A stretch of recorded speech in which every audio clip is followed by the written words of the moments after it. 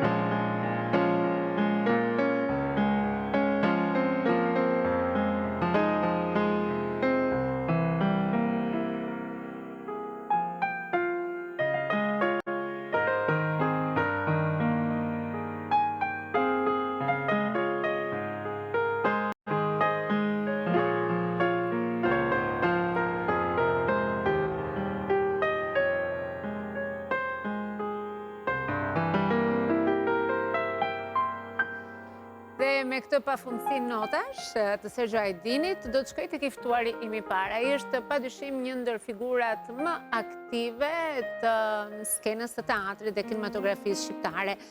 I lindur në qytetin e Korçës, ai vjen nga një familje me traditë në art. Sigurisht nuk ishte ku të shkonte, ndryshe edhe pse rinia e tij ishte e lidhur me sportin, shkoi pikërisht aty ku zemra e çonte dhe sigurisht ku trashëgimia familjare ndoshta duhet të ishte ajo që është tani. Është aktualisht pjesë e teatrit kombëtar, sigurisht si një prej aktorëve kryesor të tij, pra një prej njerëzve të emëruar aty dhe kryetari i sindikatës së aktorëve shqiptar të këtij teatri, apo dhe më gjërë këtë do më duhet ta zbuloj pas pak, pasi ta kem këtu në studion tim me mikun tim Besmir Bitraku. Mirë se vjen Besi. Si je? A vështruin këtë pjesën? Sa, mos je zgjatur 2 cm tepër ta bëj sa herë. Jam zgjeruar pak edhe prandaj duke më i madh. Shqyqyr që nuk mundesh dhe mua aty duke kërcyer. Jo, kështu, jo. Vetëm po të bëjmë një vals bashkë, por nuk po rrezikojmë se Ja. nuk jemi përgatitur dhe kush e di nuk na del siç duhet mizanskena dhe kush rri improvizon. Edhe zgjerimi im nuk na lejon këto kokë. Shiko, se po të ngacmoja pak pas kuinteve, ke rënë rehat tani që je martuar, po thosha që je zgjeruar, ke vënë trurin në paqe, çfarë? Se ti ke qenë skinit, ke qenë shumë i dobët. Ka mundësi që t'jetë kjo. Ose nga stresi pastaj se. Stresi. Se kemi një nga të dyja. Kemi stresin, ç'është kjo ku ka stres. Stresi është një fjalë të cilën e mësuam vonë megjithatë. Për te isha kas, Besi, ne do flasim gjatë, do ulemi të dy, ne kemi përgatitur një insert, përpiqemi gjithmonë që të ftuarit ti gostisim me një, po themi shihet vogël të artit të tyre, përpara se ti intrigojmë pak që të ulemi të flasim. Le ta shohim që kanë bërë për ty, se jam e bindur që intervista ke bërë plot, të shohim këtë herë se çfarë ka përgatitur stafi jonë.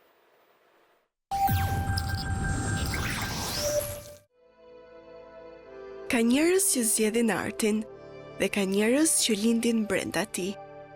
Besmir Bitraku, i lindur në Korçë, në një familje ku skena ishte frymarrje dhe fjala ishte trashëgimi. I rritur mes dritave të teatrit dhe peshës së përgjegjësisë artistike. Djali i aktorit të ndjer të madhit Marko Bitraku, i cili nuk e mori artin si privilegj, por si detyrim shpirtëror. I formuar në Akademinë e Arteve në Tiranë, ai zgjodhi rrugën e vështirë, atë të rolit të ndershëm, të karakterit të fortë, të personazheve që nuk bëjnë zhurmë, por që lënë gjurmë.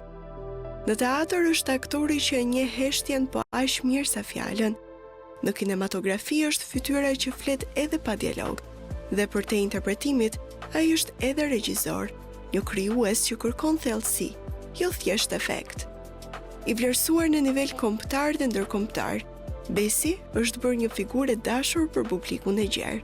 Roli i tij në filmin e Richter i solli vlerësime ndërkombëtare dhe çmimin Best Male Performance në Festivalin e Stambollit, duke vendosur emrin e tij përtej kufive të Shqipërisë. Por për Besin, suksesi nuk është thjesht trofe, është përgjegjësi. Ai nuk ka hezituar kur të flasë për dinjitetin e artistit, për të vërtetën, për teatrin si institucion dhe si shpirt. Sot, përveç se aktor dhe regjisor, Besmir Bitraku është edhe bashkëshort, baba dhe një njeri që mban gjallë një emër, jo vetëm në kujtim, por edhe në vepër.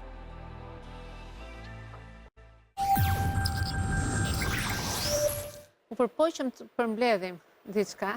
Theu pas keni hyrë.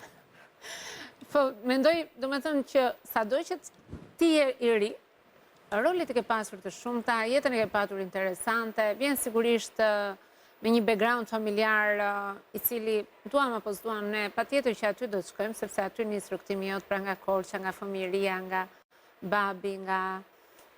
Si kujton ato kohë? I hyn ndonjëherë analizës me veten për të kthyer pas në kohë, apo njeriu me ritmet e ditës, me gjërat që ndodhin dhe që vinë, ka pak kohë të kujtohet për atë fëmijërinë. Fakt, ja, tani që po flasim edhe ti po më qonë në këtë udhëtim mrapa në kohë, po patjetër që unë e konsideroj veten me fat, kam kaluar një fëmijëri, tani që e bëj llogarin, kam kaluar një fëmijëri të lumtur edhe shumë të qetë, me dy prindër që e kanë dashur shumë njëri tjetrin, edhe me mbështetje totale nga dy prindër shumë të paqët, të thoja, kështu që... Në fakt, Marko ka qenë i tillë, ka qenë shumë i paqët. Nuk e di, do me thonë, në skenë të paktën, në film, aty ku e shihje, ta jepte këtë ndjesi paqeje. Ka qenë shumë tolerant, unë e konsideroj që ka qenë mbase tolerant pak më shumë se ç'duhet.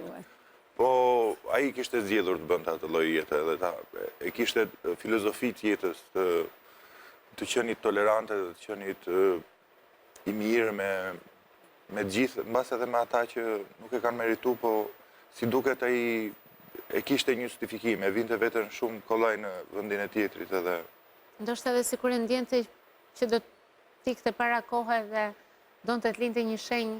Se besoj, jo, nuk e besoj, po ai prandaj them, e kishte si filozofi jete që thoshte në këtë botë duhet të jesh ose shumë i mirë ose shumë i mençur. Shumë i mençur nuk u bëra dot, edhe zgjedha të bëhem shumë i mirë, thot, po kam përshtypjen që ka qenë shumë i mençur që zgjedhi të bëhet shumë i mirë. Kur ndodhi momenti që ti zgjodhe aktrimin kundrejt sportit? Është një gjë për cilën në fakt ti ke folur her pas here, po unë jam kurioze ta di, ishte një ndikim nga familja jote, ishte një rastësi e madhe, ishte ndoshta një ndjesi që sporti nuk mund të t'jepte gjithmonë atë që ti doje? Si ndodhi kjo gjë? Shiko, Besin, kjo është një pyetje që mund të duash të kamuflohesh në shumë mënyra, po hyrja ime në këtë rrugë ka qenë shumë e natyrshme, shumë e thjeshtë, pa presione, pa kundërshtime. Pa, ke qenë i talentuar në volejboll? Volejboll, po, kam qenë kapiten. Ke qenë kapiten. E s'erdi fare keq që le, apo thuaj, kishte filluar të binte interesi për sportin? Jo, nuk është se më kishte rënë interesi për sportin, se ma vazhdon edhe më të rej shumë volejbolli, po si duket kisha një interes më të madh në këtë rrugën tjetër, kështu që pastaj çdo gjë rodhi shumë natyrshëm. jam edhe tip shumë këngullës edhe... Nga të vjen kjo pjesa e këngulljes? Nga mami, nga babi, nga kush në familjen tënde ka qenë njëri me të vërtet që ta ka, më thënë, është në karakter, apo e ke si lloj disipline të rashë?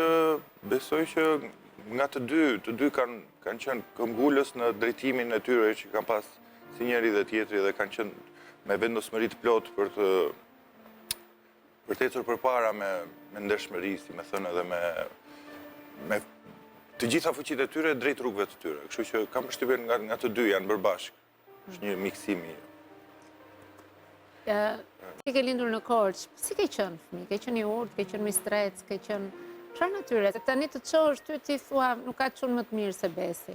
Kështu ngjan i urtë, nuk e di tani duhet pyesim bashkëshor I qetë kam qenë gjithmonë. Shkaktuar probleme. Si duket edhe sporti ka ndikuar shumë. Disiplina.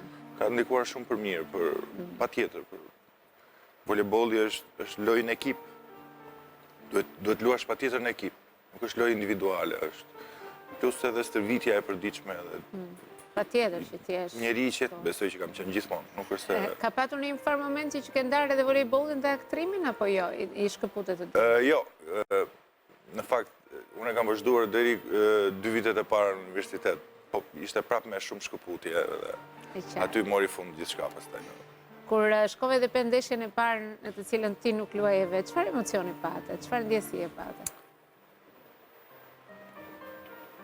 Nuk është ke një emocion të veçantë, sepse të drejtën edhe nuk është se ka pas shumë mbështetje volejbolli. Në kohën kur luaja unë nuk besoja as tani. Edhe nga janë të vinte keq, nga janë të vinte mirë që nuk je më pjesë e asaj gjës që po shkonte në degradim. Edhe megjithatë unë kam vazhduar, kam luajtur vetë me miqtë e mi, me shokët e mi, kështu që e kujtoj nga njëherë. Edhe s'të kanë ndihmuar të biesh në peshë akoma gjithë kjo? Po kam rifilluar tani, se ki pata një periudhë regresi, tani po rifitoj prap fuqit edhe mendore dhe fizike për të shkuar drejt përmirësimit fizik. Duke lënë me një këtë pjesën e rinis, fëmiris, volejbollin, Korçën, si ka qenë shfaqja jote e parë kur ngjite në teatr? Ke nisur me teatrin apo me filmin? Teatrin e ke nisur, kam përshtypje. Shfaqja e parë që kam bërë në teatr? Po. As nuk më kujtohet tani. S'të kujtohet? Fare fa? Dukem kështu si i ri, vërtet, po mu bën një 15 vjet në këtë profesion, kështu që... Jo i ri, dakord, po i ri nuk më t'jesh më. Gjithsesi. Ka qenë në Korçë apo në Tiranë? Shfaqja e parë i vogël, po, kur kam qenë i vogël si figurant, kam luajtur në Korçë. Një shfaqje të regjisorit madh korçar Guri Korço. Pastaj kur kam mbaruar shkollën, kam punuar edhe gjatë periudhës së akademisë, gjatë periudhës shkollës, kam bërë shfaqje. Kam pasur rastin të ndjek, ti e di që unë kam qenë afër teatrit, kam ardhur, i kam ndjekur pothuajse shumë shfaqje ku ti ke qenë. Pjesë e tyre. Ke pasur gjithmonë një rrugtim të qetë, po kam vënë gjithmonë që regjisorët të kanë preferuar, të kanë kërkuar. Ndoshta edhe për shkak të karakterit tënd, edhe për shkak të fizikut tënd, po edhe transformimi në skenë ka qenë i dukshëm nga shfaqje në shfaqje. Kështu që nuk mund të themi që nuk e patur audicione dhe role të cilat janë besuar. Po, kam punuar, po, në këtë drejtim unë nuk mund të flasë për vetën. Time, pastaj, le ta shtrojmë pyetje ndryshe, se një gjë duhet themi këtu tani se kemi ardhur në intervistë. Okej, po. Të ngacmoj. Po kam punuar. Po kam punuar dhe kam bërë shumë role. Më bë 15 vjet që kam që bëj punë. Ka 15 vjet që bën punë dhe ka shumë role. Dhe unë mendoj që çdo rol tek aktori përjetohet ndryshe, se sigurisht janë karaktere shumë të ndryshme. Cili nga këto role që ke luajtur përgjatë këtyre viteve ti e veçantë, pra që të ka shënjuar më shumë, që e ke patur më pranë vetes? Ne mundëm disa. Tani është ajo përgjigja që ne bëjmë humor gjithë me njëri tjetrin. Të gjitha rolet i kam një lloj. Janë si gishtat e dorës, hajde ndaje ti tani. Megjithatë ka një që duhet të ketë lodhur më shumë, një që të nën shpirtin dhe gjithçka, domethënë gjithçka të bën të kuptosh diçka të re, të mësosh diçka të re, çdo vepër, çdo pjesë e re që ne luajmë, që marrim pjesë, ne studiojmë, kuptojmë filozofinë e asaj vepre, përpiqemi të kuptojmë filozofinë e asaj vepre, përpiqemi të kuptojmë se çfarë do të thotë, se çfarë ka dashur të thotë autori, se çfarë Dhe gjitha këto gjërat bëjnë që të përmirësojnë edhe si njeri, edhe si artiste dhe prandaj është shpreha që nuk ka diferencë shumë të madhe nga njëri tjetri, sepse të gjithat japin një gjë shumë pozitive, shumë të madhe dhe shumë të bukur, është një aratisje më vete. Po patjetër që kam pjesë të preferuar edhe role të preferuara, kupton, unë kam luajtur nga gjenitë e botës deri tek gjenitë shqiptar, drama, komedi, gjithat japin kënaqësi, po rolet veçantë, për shembull, për një ndërta është edhe Zonit, një nga shfaqjet e fundit që kam luajtur, është një autor shqiptar, nga Shkodra, Albri Brahusha, ka shkruar një vepër shfaqja e fundit që kemi luajtur në Kopshtet e Pavarëve të Lumturisë. Është një nga rolet më afër, mbas edhe nga që së fundmi atë kam luajtur, po Frankenstein, Acergi, janë shumë Shakespeare, gjitha rolet e Shakespeare-it janë një sfidë. Të marrësh pjesë në Shakespeare është një përmirësim personal në radhë të parë. Është e vërtet, në fakt, rolet janë për fat të mirë, bëjnë një ndryshim nga rol tek aktori, ndoshta edhe në karakterin e tij, rritesh. Megjithatë, pas 15 vitesh, pas gjithë këtyre roleve, nga pasioni tek profesionisti, pra pasioni quaj rinin të ndetërshme dhe rolet që i bëje sigurisht me pasionin e një triu, dhe tani tek pasioni që nuk vdes, po vjen në mënyrë shumë më profesionale dhe njeriu i vetë kontrollon emocionet. Kesh gënjime në këtë fushë që ke zgjedhur? E shikon aktrimin si një gjë që ta zgjidhje gjithmonë, po të kthehesh e pas, pra si ka qenë ky rrugtim në këto 15 vite? Unë nuk e kam mbyllur vetes rrugët akoma, kështu që prap do zgjedh këtë punë që bëj, sepse e kam zgjedhur vetë, nuk ma dhanë me zorë. Dhe vërtet që e dua dhe kam një lloj lidhje shumë të fortë që nuk më bën të largohemi. Kam provuar edhe gjëra tjera paralele, po kur ka ardhur momenti që unë duhet të zgjedh, kam zgjedhur prapë këtë. Gjithmonë atë. Kështu që Fakt, kush nuk do të jetë aktor dhe të ketë fatin e madh që të jetë edhe i talentuar dhe publiku ta doj. Qasja jote ka qenë teatr, po dhe në kinematografinë e përmendëm pak edhe në insert me filmin Richter, ti me të vërtet ke arritur të kesh një arritje të madhe, kur që e thash ke arritur të kesh një arritje të madhe, ke marrë disa çmime të rëndësishme, të cilat Best Meal, drejtë nuk e di sa të rëndësishme janë si çmime. Po pse Best Meal? Okej, janë aktori më i mirë, po nuk e di se sa festivale të rëndësishëm janë ato. Mes kjo është për t'u treguar i sinqerta, kupton se shkollaj medalje dhe me thënë që kam marrë çmim aktori më i mirë, se kam marrë çmim aktori më i mirë në 4-5 festivale nga këto. Po pra.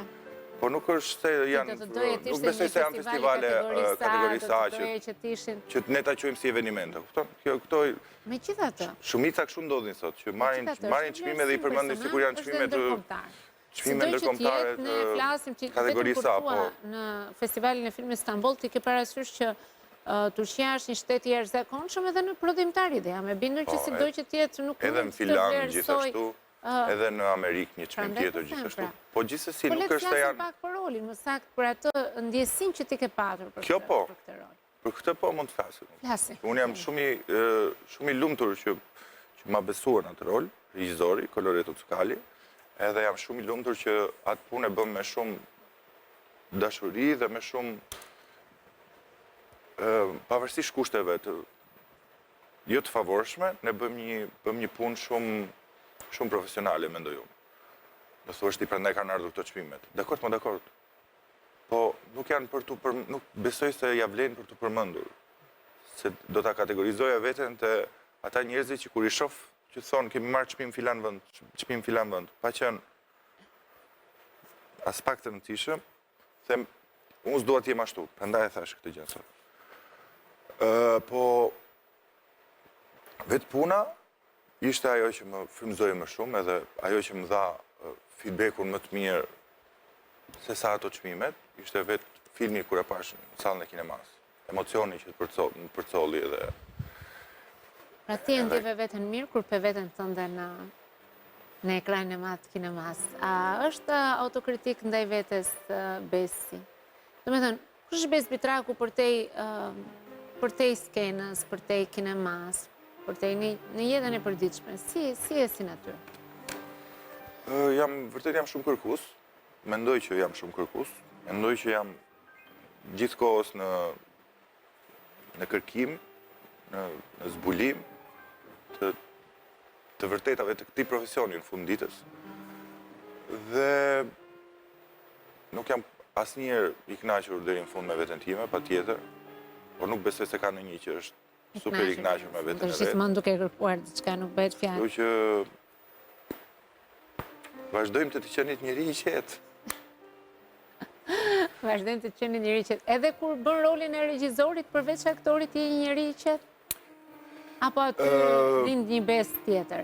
Po, me thënë drejtën e kam dirë vetën shumë e fatë, sepse në 3 produksionet, në 4 produksionet e mija, po 3 të mëdhat që kam bërë, më ka rastisur si duket jam casting director shumë i mirë.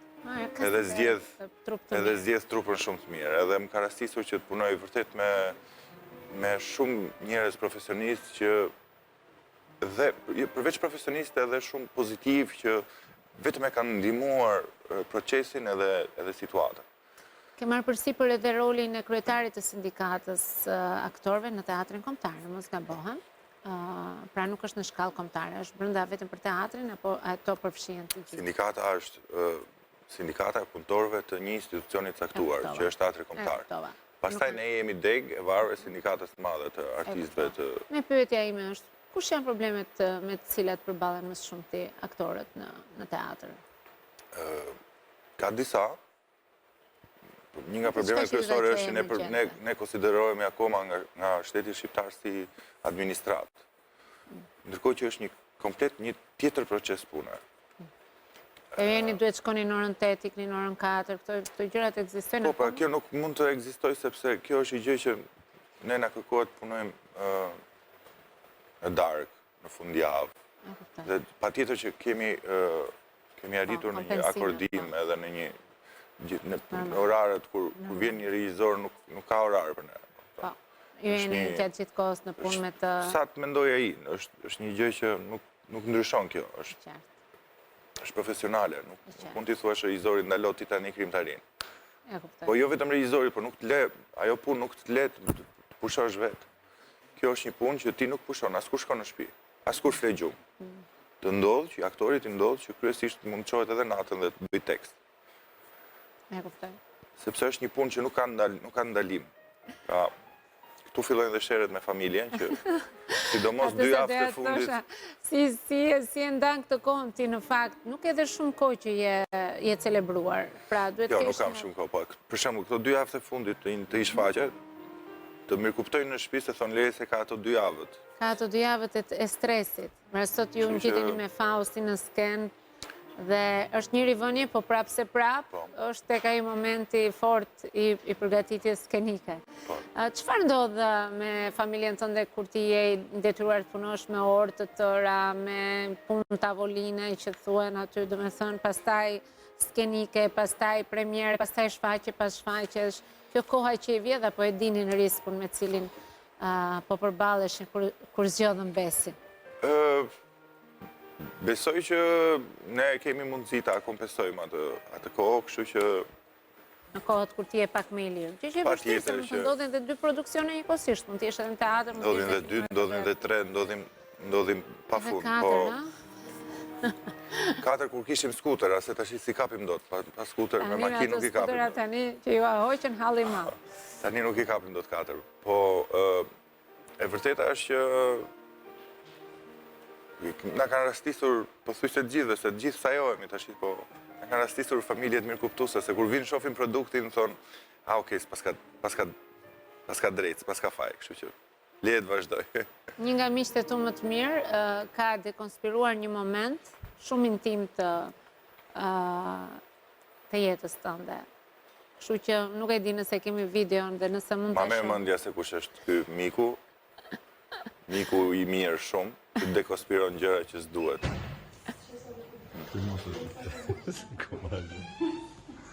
Ja, po puthe nuse me qenë.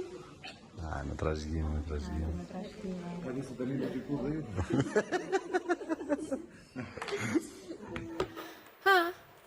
E kështë parë këtë video? Po, E ke parë, ta ka thënë. e pash që kur e bëri. Që kur e bëri poshtri. Okej, nuk jam tip romantiku. Jo, fare. Jo. Fare, po duket, po që keni të dy, po mirë. Jo, ajo s'pati zgjidhje në fakt, po... Po... Mirë, okej. Okej, Besi. Mirë, okej. Si është Besi si baba? Atëherë, me që romantik nuk je dhe e kuptuam. Apo të Përpiqem të shpreh bëj ndryshe maksimumin, nuk si baba, si prin. Patjetër që Marko është një... Ka dy jetë, domethënë, një përpara Markos edhe një mbrapa Markos. Edhe ajo përpara ka qenë kot. Sa është 3 vjeç e gjysmë, 3 vjeç e gjysmë, 3 vjeç e gjysmë. Patjetër që është motiv jetë, është ajo gjë që një nga gjërat që kur hap syt ti mendon për atë dhe të bën të ecësh përpara. Përpiqem maksimum të bëj balancat mes asaj që duhet bëj jashtë shtëpisë edhe asaj që duhet bëj brenda shtëpisë. Patjetër që Irini ka marrë një peshën më të madhe në rritjen e Markos edhe e falenderoj vërtet për këtë gjë sepse po bën një punë të mrekullueshme me Marko. Po unë përpiqem të bëj maksimumin. Irini vjen nga bota e arkitekturës dhe është pak më larg, megjithatë arti sido që tjetë është brenda dhe kësaj fushe. A është natyrë e vëmendshme karshi angazhimeve të tua artistike, roleve, apo e keni zgjedhur që tjetë sa më e papërfshirë në mënyrë që mos... Jo, Irini është një fanse imja që herët, përpara se të njiheshim, kështu që e pata më të lehtë. Vërtet? Po. Do me thënë, interesante është kjo që ta kesh pasur bashkëshortin fans, sepse ti duke ardhur nga kjo botë. Po, një javë zgjati ajo, pastaj zbriti me këmbë në tokë, se e kuptoi që nuk është se ishte aty lart, ishte këtu, ishte i gjë e prekshme. Ai aktori i jashtëzakonshëm. Ajo që është interesante në një marrëdhënie, zakonisht baballarët thonë që janë shumë të lidhur me vajzat, po ti ke një djalë. Kështu që sido që tjetë duhet të ndash edhe sportin, me të në përgjithsisht djemët janë pak natyra, më si është si natyrë i vogël? Marko është shumë ekspresiv. Kam përshtypjen si çdo fëmijë se po është shumë ekspresiv edhe në mimika, edhe në arrin t'i shpreh me ato emocionet e veta, si duket është. Prandaj them që Irini ka bërë punë shumë të mirë me Markon, që është fëmijë normal, se nuk... Tashi mos e normale. Jo thjesht doja të dija mos është pak natyrë e shkathët dhe luani bashkë dhe bëni sport. Shkojmë pak tek Fausti dhe tek shfaqja që do jetë sot. Që është një rikthim në skenë i një shfaqje që ka qenë pjesë e repertorit dhe është sërish për publikun në teatrin kombëtar. Fausti është një nga kryeveprat botërore. Kryevepër botërore, është shfaqje shumë e mirë, është me regji të Davide Lodices, është një regjisor italian nga më të mirët në Itali. Është një shfaqje që i flet kohës, flet për luftën, gjithë e njohim pothuajse Faustin e Goethes. Më tepër kisha nga krahu i produksionit dhe çfarë ka ndryshe në këtë. Është një shfaqje shumë e mirë me aktorë shumë të mirë, me temën shumë të mirë që i flet ditës sonë. Lufta mes të mirës dhe të keqes është një temë e përditshme, ku njerëzit përditi kanë këto luftra edhe me vetën e vetë, edhe me njerëzit e tjerë për jashtë. Po, shfaqja është ndërtuar në mënyrë shumë profesionale, është estetikisht shumë e mirë, me aktorë shumë të mirë, dhe i ka të gjitha arsyet për ta ndjekur, nga sot deri të dielën, është vetëm 5 net. Patjetër publiku i Tiranës e ka ndjekur, shfaqja ka qenë sold out, pothuajse gjatë gjithë kohës. Edhe pse Fausti është impenjativ, në fakt, nuk është një shfaqje e thjeshtë. Po, publiku është... Është rikthyer publiku. Unë e shoh, pothuajse çdo shfaqje, edhe fatkeqësisht vetëm një sallë teatri kemi, po aq ka qenë gjithmonë dhe dikur luftohej që ta mbushje të paktën në të gjitha netët. Tani nuk gjen bileta. Po. Deri nga shfaqja e parë deri në shfaqjen e fundit. Edhe numri i produksioneve është shtuar, por edhe interesi i njerëzve flas për sallën e madhe, sepse dy sallat e vogla vazhdojnë edhe funksionojnë. Teatri Metropolit, në mos gabojmë dhe Po, okej, është, okej. Ne patjetër që kemi nevojë për më shumë salla, patjetër kemi nevojë për më shumë mbështetje. Patjetër që kemi nevojë. Teatri ka filluar po ecën paralelisht me teknologjinë, me kohën, me gjitha, pavarësisht se ajo që ngelet në fund është thelbi i asaj është aktori edhe fjala. Patjetër, po gjithçka shkon në proporcion me kohën. Sot nuk mund të bësh një shfaqje siç me sa fonde mund të duheshin përpara edhe 5 vjetësh nuk e bën. Patjetër, as ç'bëhet fjalë, harroj produksionet janë gjithçka është shtrintuar sot dhe as bëhet fjalë në çdo aspekt. Kështu që mbështetja duhet patjetër të vijë në proporcion me zhvillimin e kohës. E qartë. Produksione private janë shtuar.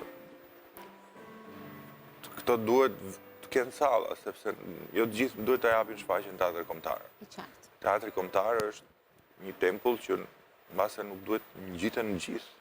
E qartë. Ligji nuk ka vend njerë për të ngjitur të gjithë. Ashtu është.